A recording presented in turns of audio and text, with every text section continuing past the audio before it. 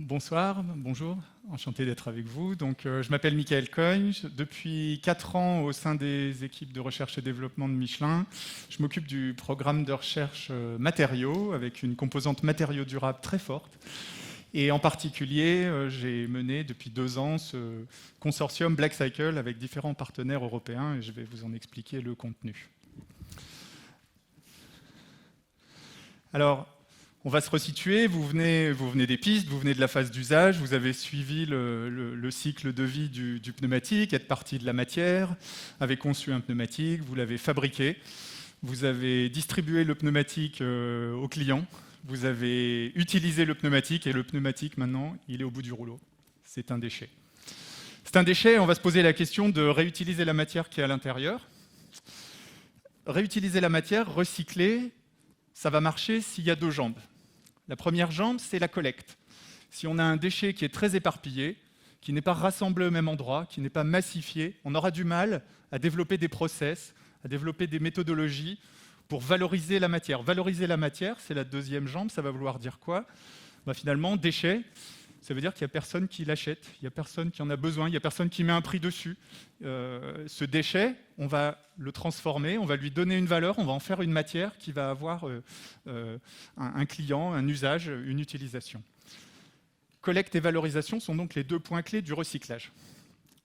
Alors je ne sais pas si vous avez des micros sur les tables. Pour vous, le problème du recyclage des pneumatiques, c'est quel type de problème ? On parle de quelle quantité, par exemple ? Quel nombre de pneus par an est en fin de vie chaque année dans le monde ?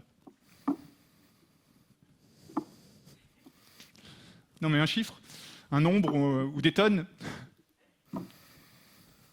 Bon. 2 milliards. Pas loin. 1,8 milliard de pneumatiques. Toute application confondue, tout type de produit, 1,6 milliard de pneumatiques. En tonnage, sur l'Europe, c'est 3,5 millions de tonnes. Donc vous comprenez que la problématique, la taille du sujet est forte. L'enjeu est très fort. Alors, je vous ai dit collecte. Deuxième quiz. On va les improviser.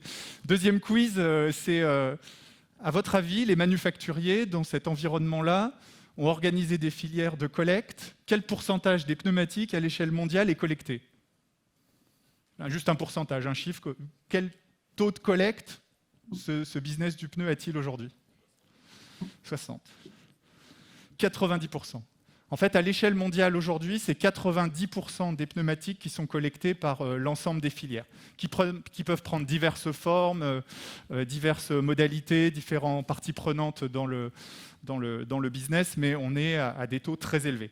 Sur l'Europe, c'est 97%. Donc, vous voyez, on n'est pas loin des 100% de collecte. Collecté pour être valorisé. Les 2 principales valorisations qu'on observe aujourd'hui et sur lesquelles on travaille et les taux ont tendance à augmenter, c'est soit utiliser les matériaux du pneumatique à la fin de sa vie pour faire de nouveaux matériaux qui vont entrer dans de nouveaux applicatifs, soit utiliser une des caractéristiques du pneumatique qui est qu'en fait il a une capacité calorifique importante et avec un pneu on peut faire beaucoup d'énergie. Du coup on va avoir ces 2 types de filières de valorisation qui vont être en place à l'échelle mondiale. Si je prends quelques exemples de ces 2 chaînes de valorisation, on va avoir dans les matériaux, typiquement, des applications dans les domaines du BTP.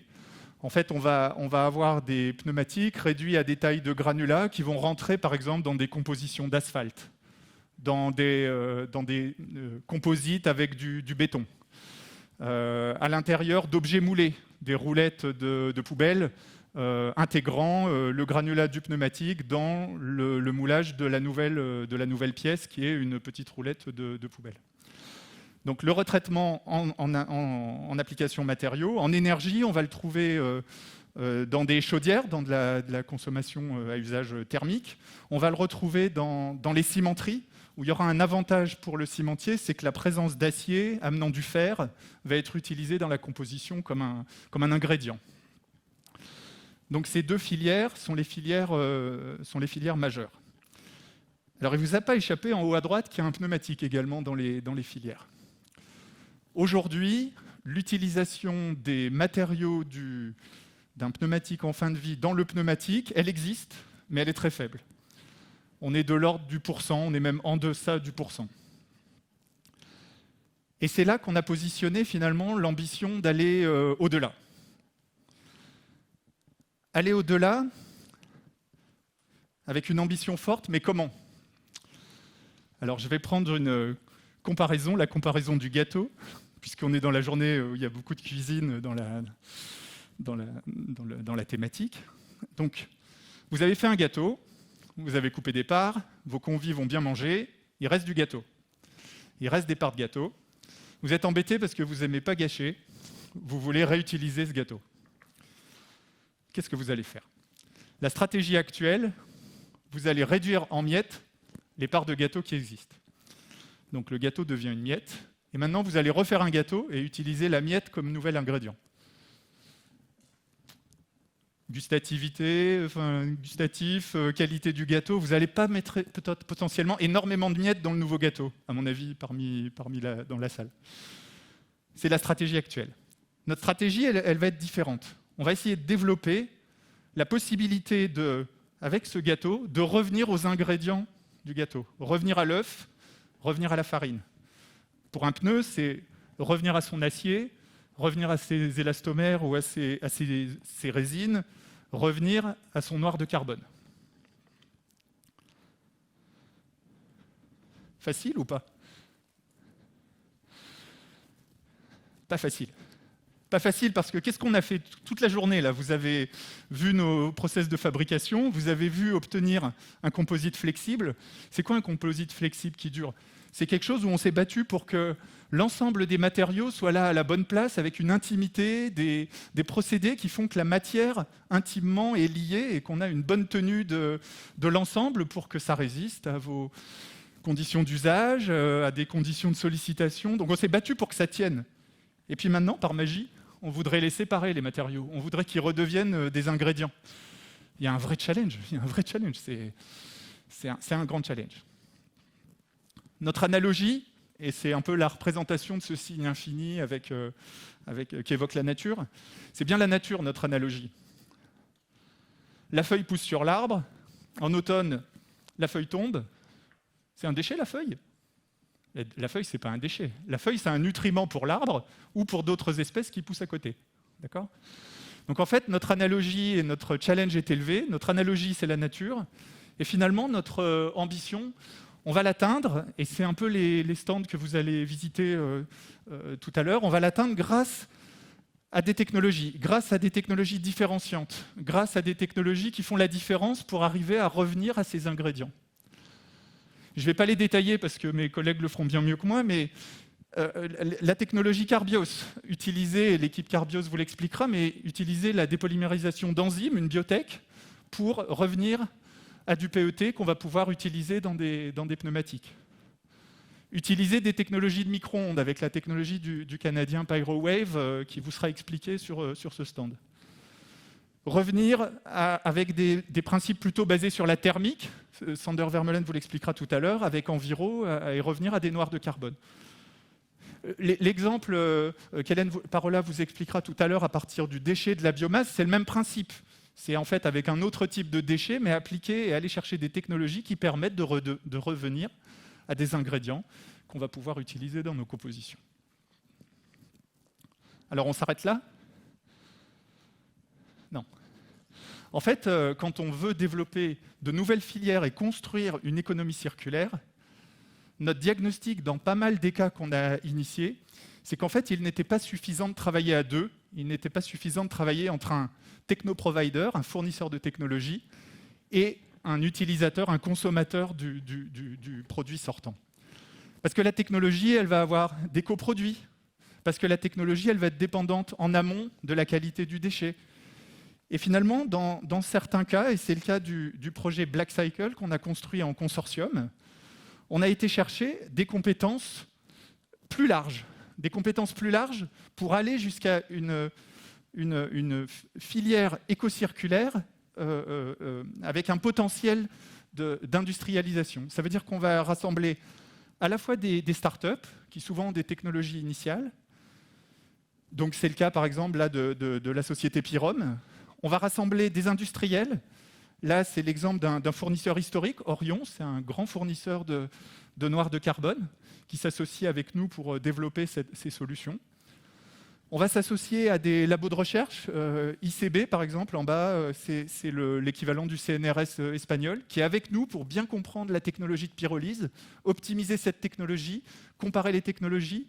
En comprenant, on va savoir spécifier, on va pouvoir travailler avec l'amont, on va pouvoir trier, on va pouvoir développer des solutions nouvelles.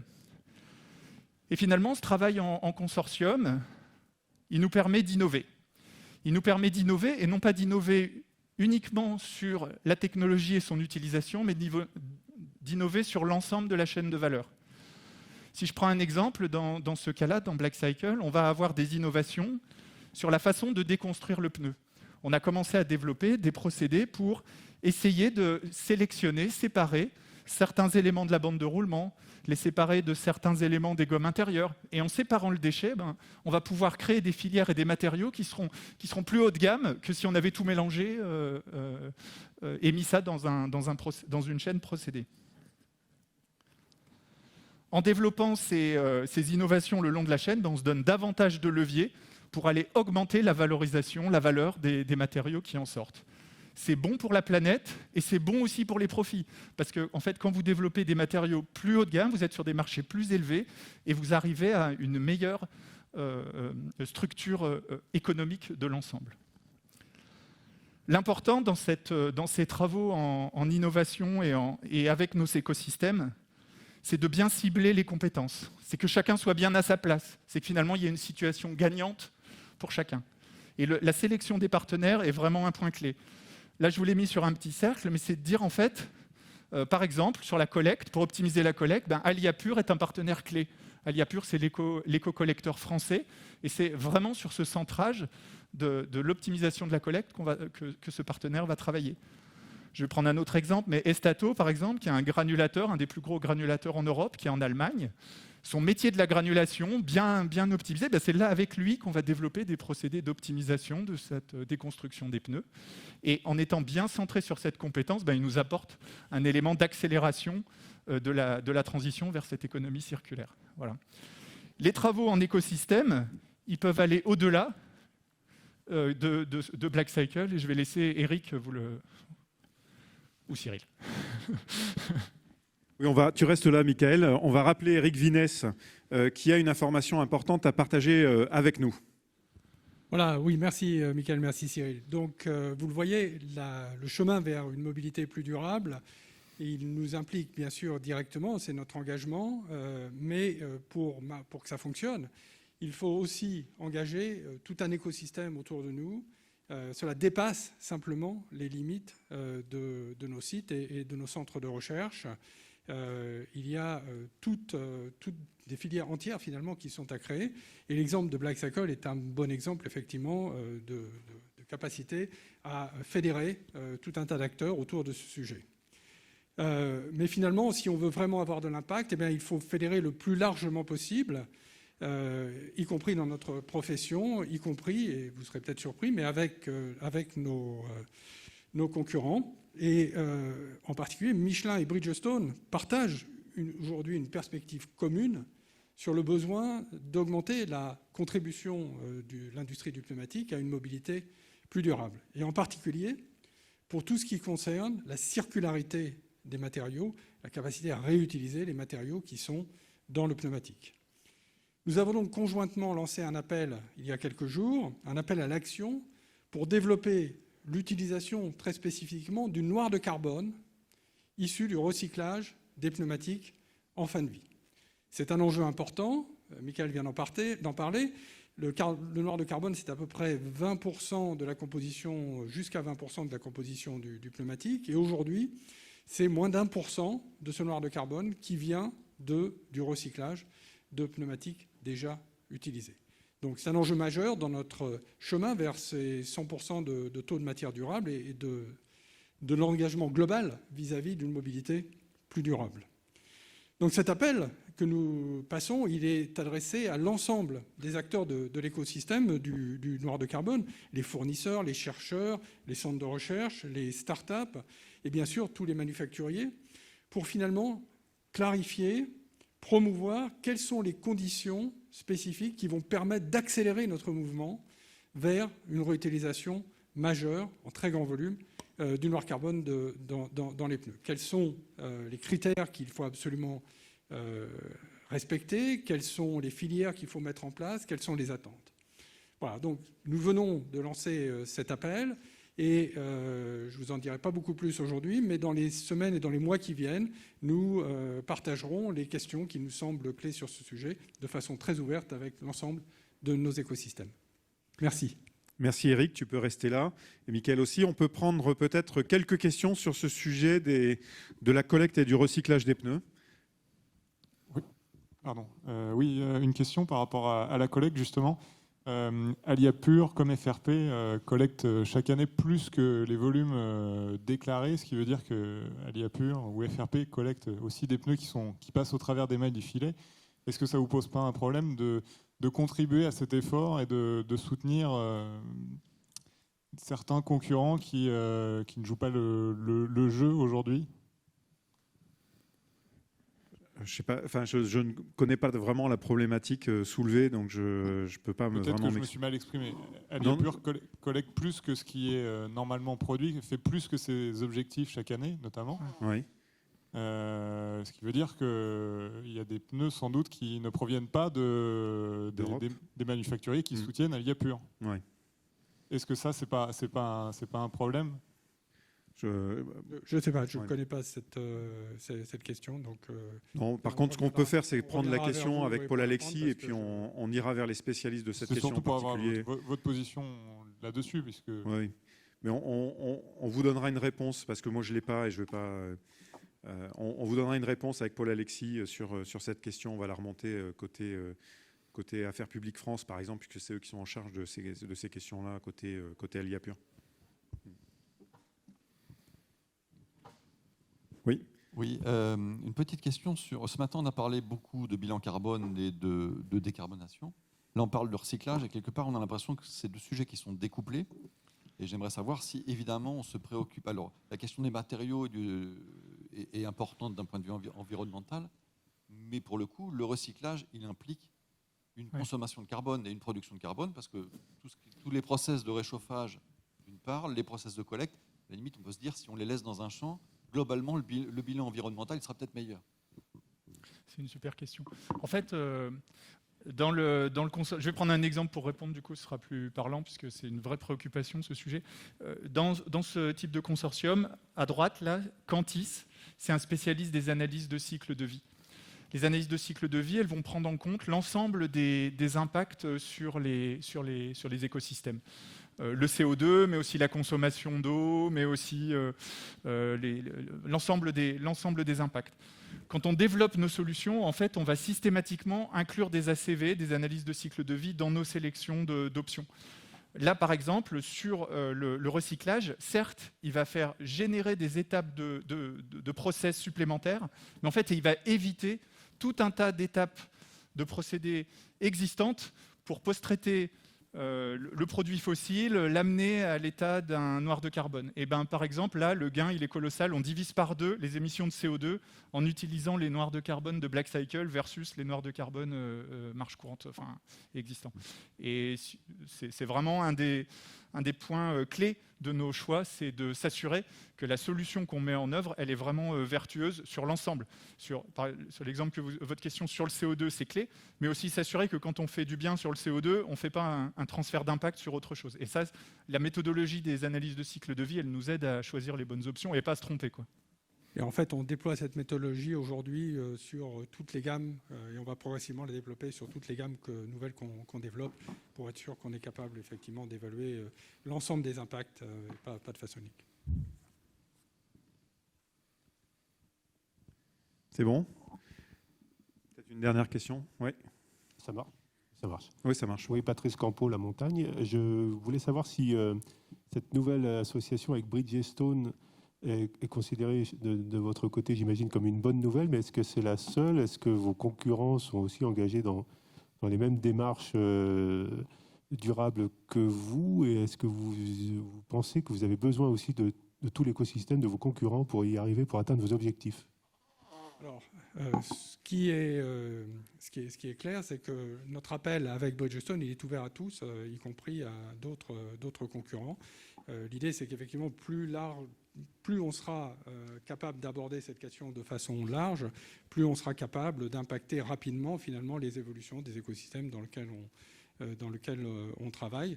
Mais par contre, de toute façon, nous travaillons, nous, sur notre objectif de 30% 40% en 2030.